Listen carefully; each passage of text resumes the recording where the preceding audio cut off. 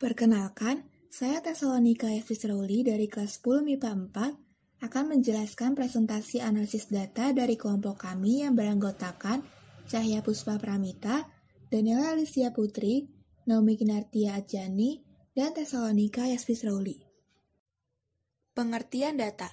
Secara etmologis, istilah data berasal dari bahasa Latin yaitu datum, yang artinya sesuatu yang diberikan. Dengan kata lain, data merupakan hasil pengukuran atau pengamatan suatu variabel yang bentuknya dapat berupa simbol, warna, kata-kata, angka, atau citra. Data juga memiliki beberapa arti lain menurut para ahli. Contohnya, menurut Slamet Riyadi menyatakan bahwa data adalah suatu kumpulan informasi yang didapatkan dari suatu pengamatan yang dimana data bisa berupa suatu angka-angka atau lambang. Fungsi data. Fungsi data yang pertama adalah data dapat berfungsi sebagai acuan dalam mengambil suatu keputusan dalam pemecahan masalah. Yang kedua, data bisa dijadikan sebagai pedoman atau dasar suatu penelitian atau perencanaan. Yang ketiga, data dapat berfungsi sebagai acuan dalam implementasi suatu kegiatan. Yang keempat, data berfungsi sebagai dasar untuk melakukan evaluasi terhadap suatu kegiatan. Perbedaan data, informasi, dan pengetahuan. Data adalah sekumpulan teks, angka, dan simbol yang bersumber dari fakta, namun belum mempunyai arti. Data itu bersifat mentah atau raw, sehingga perlu diolah lagi. Informasi adalah hasil atau output dari pengolahan data, baik secara linguistik maupun matematis.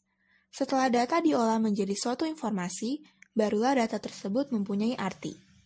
Pengetahuan atau knowledge adalah hasil pengolahan informasi sehingga menjadi bermanfaat, atau dapat diartikan ketika seseorang mengingat suatu informasi dan dapat menarik suatu kesimpulan. Secara fundamental, pengetahuan dapat berupa 1.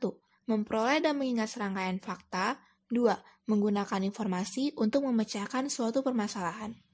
Contoh data, 500 mobil sedang melalui Jalan Jenderal Sudirman. Contoh informasi, Jalan Jenderal Sudirman macet parah. Contoh pengetahuan, bagi pengendara mobil mengambil jalan alternatif Tanah Abang. Metode pengumpulan data. Metode pengumpulan data merupakan teknik atau cara yang dilakukan untuk mengumpulkan data. Metode menunjuk suatu cara sehingga dapat diperlihatkan penggunaannya melalui angket, wawancara, observasi, dan sebagainya. Metode pengumpulan data yang pertama adalah angket atau kuesioner. Angket atau kuesioner adalah teknik pengumpulan data yang dilakukan dengan cara memberikan seperangkat pertanyaan atau pernyataan kepada orang lain yang dijadikan responden untuk dijawabnya. Metode pengumpulan data yang kedua adalah observasi.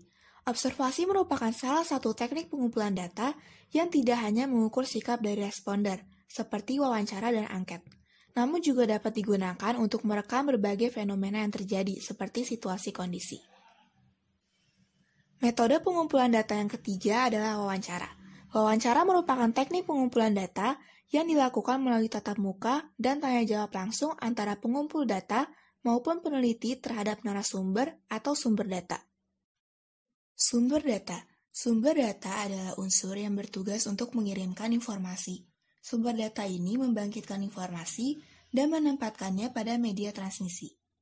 Pada umumnya, sumber data dilengkapi dengan transmitter yang fungsinya untuk mengubah informasi yang akan dikirimkan menjadi bentuk yang sesuai dengan media transmisi yang digunakan, antara lain pulsa listrik, gelombang elektromagnetik, dan pulsa digital.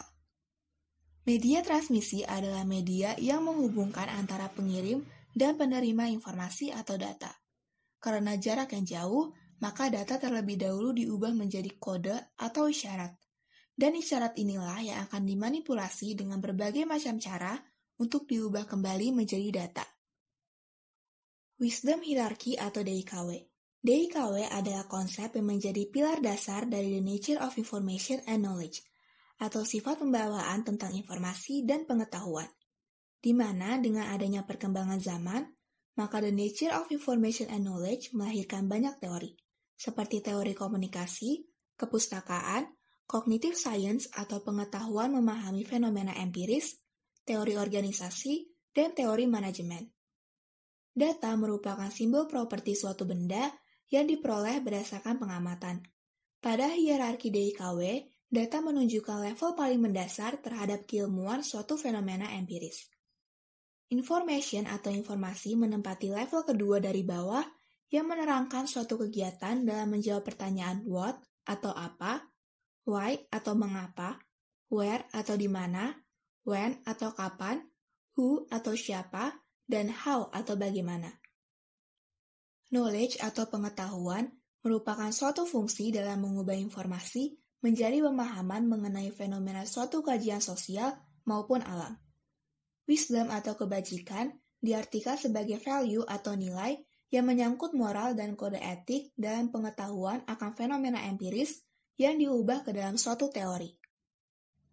Dari materi di atas dapat disimpulkan bahwa analisis data adalah proses inspeksi, pembersihan, dan pemodelan data dengan tujuan menemukan informasi yang berguna, menginformasikan kesimpulan, dan mendukung pengambilan keputusan.